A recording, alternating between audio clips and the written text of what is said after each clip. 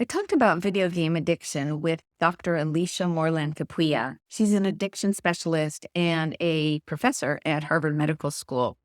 And she talked about the definition of gaming disorder via the WHO, the World Health Organization, and discussed some of the ways that video gaming can really disrupt a young person's life.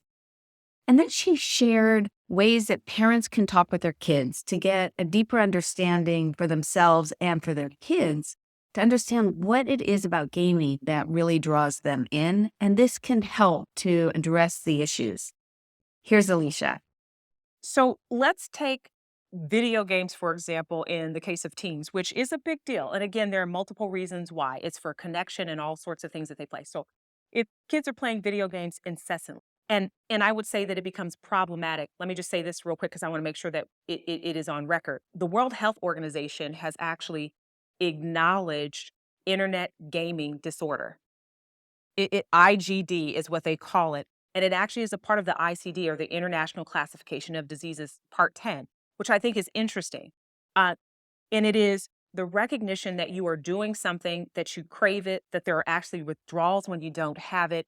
And it actually is impairing all areas of your life: personal, professional, physical, mental. I mean, that's pretty profound. That is the working sort of definition. And by the way, that's also the working definition of DSM-5 for addiction, that it has to disrupt every area of your life. There's craving, there is withdrawal, and there's a lack of control.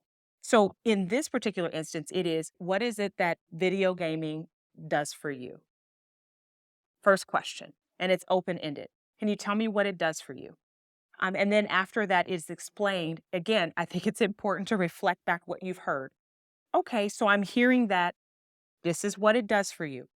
Okay, is there anything in general that has provided you that same level of, that's not a video game? Okay, so now we're exploring. And if they come up with no, nothing, are you sure? Okay.